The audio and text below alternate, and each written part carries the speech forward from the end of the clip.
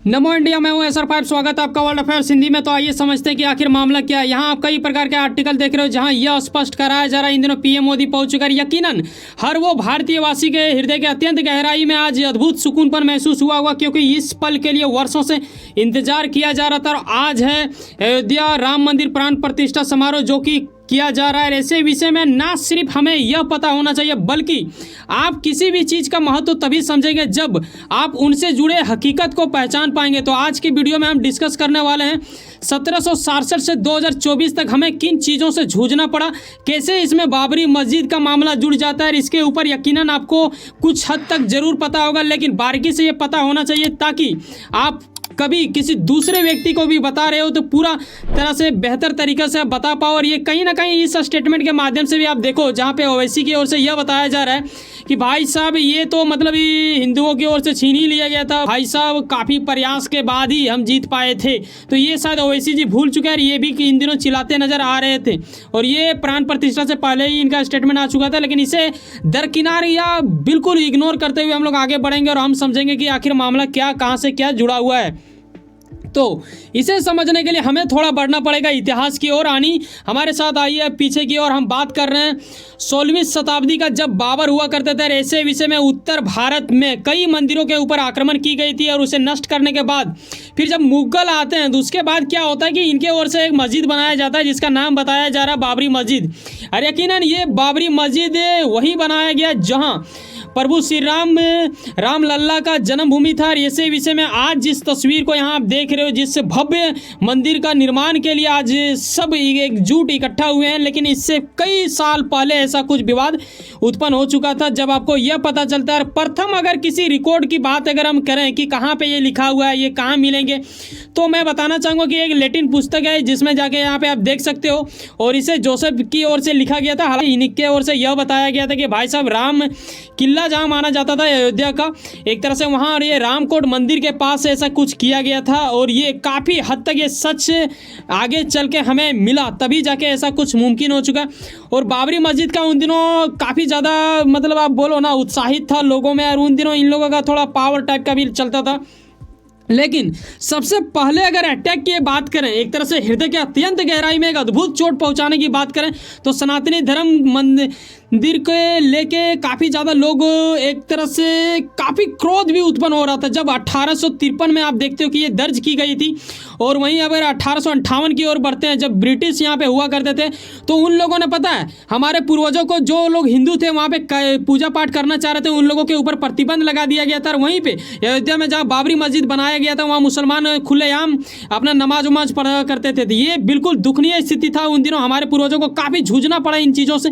लेकिन जब हम आगे बढ़ते हैं कुछ वर्ष बाद, जब हमें यह पता चलता है कि 1949 जब हम आज़ाद हो चुके थे, उसके बाद क्या मिलता है कि 23 तारीख आप ले लो या फिर 22 से 23 के रात में बाबरी मस्जिद के अंदर देवी सीता और भगवान राम की मूर्तियां स्थापित कर दी जाती है। फिर कुछ ही दिन के बाद 1950 आता है। उसके बाद क्या होता है कि वहाँ के जो राज्य होते हैं और वहाँ के जो कानून व्यवस्था होता है, उसके तहत CRPC धारा 145 के तहत बाबरी मस्जिद पर नियंत्रण कर लिया जाता है। ये उन दिनों काफ़ी बड़ा जीत माना जा रहा था। और तब हिंदुओं को एक तरह से सौंप दिया जाता कि भाई साहब अब आप हिंदू वहाँ पे पूजा कर सकते हैं, ठीक है। और ये मूर्ति वहाँ पे रखने के बाद क्या हो रहा था कि पूजा पाठ करने के लिए अगले ही दिन काफ़ी ज़्यादा लोग वहाँ पे इकट्ठा हो चुके थे और पूजा पाठ शुरू लगभग हो गया था। लेकिन कहीं ना कहीं उन दिनों काफ़ी ज़्यादा विवाद की भी स्थिति उत्पन्न होने लगा था। जिस रामलला प्राण प्रतिष्ठा समारोह के लिए आज हम सब हिस्सा बने हैं, 22 जनवरी आज का दिन एक अद्भुत दिन है जो बिना कैलेंडर में लिखे दिवाली का महसूस करोगे आप, ठीक है, इस पर कोई शक वाली बात नहीं है। वो वक्त जब विश्व हिंदू परिषद के कई सारे लोग, दिग्गज लोगों की ओर से 1980 में ये तय किया गया था कि बाबरी मस्जिद के स्थान पर रामलला आनी, क्योंकि वो उनकी जन्मभूमि है, तो कहीं ना कहीं में रामलला बनना पड़ेगा। और इसी चीज़ का मंदिर जिसे आज आप देख रहे हो, इसका निर्माण को लेकर एक आंदोलन छेड़ दिया गया था 1980 के दशक में। और आज आप ये इस कदर सजावट के रूप में देख पाते। 6 दिसंबर 1992, अगर आप इस तारीख को नहीं जानते तो यकीनन आपको पता होना चाहिए, हर वो हिंदू को ये पता ही होना चाहिए, जब आपके पूर्वजों ने ऐसा कुछ कर दिखाया। उन दिनों हिंदू जाग उठे थे। जब हम बात करते हैं विश्व हिंदू परिषद और बीजेपी का, यहाँ पूर्ण रूप से एक तरह से सहयोग जुड़ता नजर आ रहा है, जिसपे कोई शक वाली बात नहीं है। इन दोनों के सहयोग से करीब 1,50,000 स्वयं सेवकों को वहां पे शामिल किया जाता है। एक रैली, एक भव्य रैली निकाला जाता है और इस रैली के दरमियान वहां के भीड़ एक तरह से वहां के सुरक्षा बलों पे हावी पड़ जाता है। उन्हीं दिनों एक बाबरी मस्जिद जो एक वाहियात सा खड़ा किया गया था हमारे हिंदू मंदिरों के ऊपर, उसे तोड़ फोड़ के मिट्टी में धुआं धुआं कर दिया जाता है। वो दिन और एक आज का दिन काफ़ी अद्भुत चीज़ें बदल चुकी है। उसमें बीजेपी का और विश्व हिंदू परिषद का बहुत बड़ा योगदान था। बाकी कई सारे संगठन भी शामिल थे, ऐसा नहीं है कि सिर्फ वही लोग थे। तो उस वक्त ये कट हो गया और तब जाके क्या होता है कि ये मुद्दा और आगे बढ़ता है। लेकिन कहीं ना कहीं कहते हैं ना, जब भी वार होता है ना तो दोनों ओर से होता है। हो सकता है कि आप उसे ज़्यादा मारोगे लेकिन वो भी कुछ ना कुछ हद तक मारेंगे। इसी चीज़ को लेकर हमारे भारत के अलग अलग राज्यों में क्या होता है, एक विवाद सी उत्पन्न हो जाती है। कई जगहों पे दंगा देखने को मिलता है और जस्ट उसके बाद ये भी देखने को मिल रहा है कि करीब मुंबई में बताया जा रहा है कि जो आर्टिकल के माध्यम से हमें पता चला करीब 2000 लोग मारे जा चुके थे। ये मुद्दा इतना भयानक था ना कि अगर आप कल्पना करो तो आपकी रूह कांप जाएंगी, क्योंकि ना सिर्फ ये भारत में बाबरी मस्जिद और अयोध्या राम मंदिर को लेकर विवाद था, बल्कि इसका असर हमारे पड़ोसी देशों में भी देखने को मिला था। हालांकि 1971 में हम लोग बांग्लादेश को सपोर्ट दिए थे, लेकिन उसके बावजूद भी बांग्लादेश और पाकिस्तान जैसे देशों में करीब 30 हिंदू मंदिरों के ऊपर हमला किया गया था, खास करके पाकिस्तान में। तो ये कुछ मुद्दा हो चुका था उन दिनों। एक तरह से ना सिर्फ देश के बल्कि देश के बाहर में भी वाहियातों का एक तरह से झुंड समझ गया था, काफ़ी ज़्यादा विवाद हो रहा था, हिंदू मंदिर पर अटैक हो रहा था। लेकिन उन सभी चीज़ों से जूझता नजर आया है हमारे पूर्वज, तभी जाके आज इस चीज़ पे हो। तो यही वजह है कि ये चीज़ आपको पता होना चाहिए, तभी जाके आप इसकी अहमियत समझोगे और इसका खासियत समझोगे और आने वाले पीढ़ियों को भी आप बता पाओगे। लेकिन आज जैसे ओवैसी बोल रहा है ना कि मुस्लिमों से छीन लिया गया, दरअसल ये बिल्कुल वाहियात है। ठीक है, छीना नहीं गया, हमें सुप्रीम कोर्ट की अदालत से मिला है, तभी जाके ऐसा कुछ हुआ है।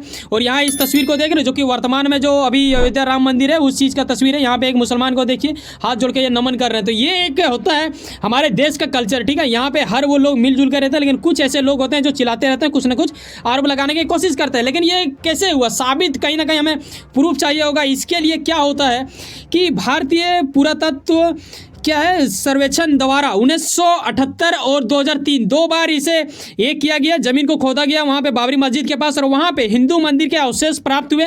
और यही वजह रहा कि सुप्रीम कोर्ट को ये पेश की गई और सुप्रीम कोर्ट को इतना हद तक ये पसंद आया और कहीं ना कहीं सबूत हम लोग दे पाए, तभी जाके ऐसा कुछ मुमकिन हुआ। और ये आप देखते हो कि बीजेपी का जब शासनकाल आ जाता है यानी 2019 में, तब अयोध्या विवाद पर सुप्रीम कोर्ट का यह फैसला आता है कि राम मंदिर उसी जमीन पर निर्माण की जा सकती है। हाँ, ये सच है कि भारत सरकार को यह भी कहा गया कि एक ट्रस्ट को गठित कीजिए और फिर उसे सौंप दिया जाए। और आपको पता होना चाहिए कि उन दिनों एक लहर सा उठ गया था, काफ़ी ज़्यादा हिंदुओं में एक हलचल सा मच चुका था। और उसके बाद 5 फरवरी 2020 को यह देखने को मिला कि भारत की संसद भवन में बीजेपी सरकार के अंतर्गत यह घोषणा की गई कि राम मंदिर निर्माण के लिए योजना स्वीकार कर ली जाती है। और इसी के साथ एक ट्रस्ट का भी गठन किया गया जिसका नाम रखा गया श्री राम जन्मभूमि तीर्थ क्षेत्र नाम से, ऐसा करके उन्हें सौंप दिया गया। यानी वो संगठन ही इसे बना रही है, ट्रस्ट ही बनवा रही है, जो कि अभी बनके तैयार हो चुका। हाँ, कुछ हद तक अभी बाकी है, जो आगे भी निर्माण होता ही रहेगा, वो 2026 तक कंप्लीट संभावना हो जाएगा। लेकिन अभी प्राण प्रतिष्ठा कर दी जा रही है। लेकिन इससे पहले और भी कुछ हुआ है, क्योंकि जिस मुद्दे से ये विवाद था यानी बाबरी मस्जिद और अयोध्या राम मंदिर को लेके, तो कहीं ना कहीं हमें उसके लिए भी कुछ कर देना चाहिए था। तो ऐसे में जस्ट उसके 1-2 दिन बाद ये भी देखने को मिला, जब घोषणा हुआ था उसके बाद फरवरी 7, 2020 में आप देखते हो कि अयोध्या से करीब 22 किलोमीटर दूर एक धनीपुर गांव इलाका है, जहां पे मुसलमान संगठनों को 5 एकड़ जमीन दे दी जाती है ताकि वो बाबरी मस्जिद जैसा कोई मंदिर है तो वो लोग बनाएंगे नहीं, लेकिन मस्जिद वो लोग जरूर बना लेंगे, इसीलिए उन्हें दे दिया गया है। तो वो चाहे तो वो बना सकते हैं। ये चीज़ ओवैसी जी को शायद समझ में नहीं आया या फिर ये भूल चुके होंगे, एक अलग बात होगी।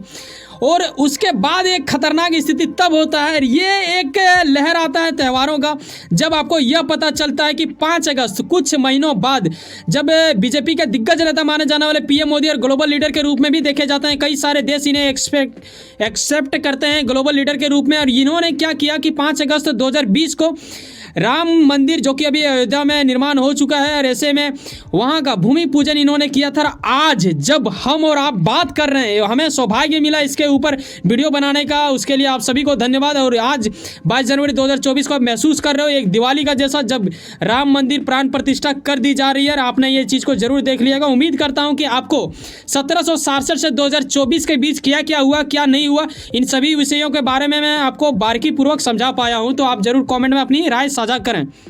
वैसे सुनो ना कहीं कुछ ना कुछ काम करते होंगे, लेकिन अपने काम के प्रति काफी ज्यादा उम्मीद रखते होंगे, लेकिन आपका मेहनत आपका मंजिल बन के मिला। वैसे सुनो ना, सब्सक्राइब कर लो वर्ल्ड अफेयर्स हिंदी और जुड़े रहो मुझसे। चलो मिलते हैं किसी नेक्स्ट वीडियो में। बाय, जय हिंद, जय भारत।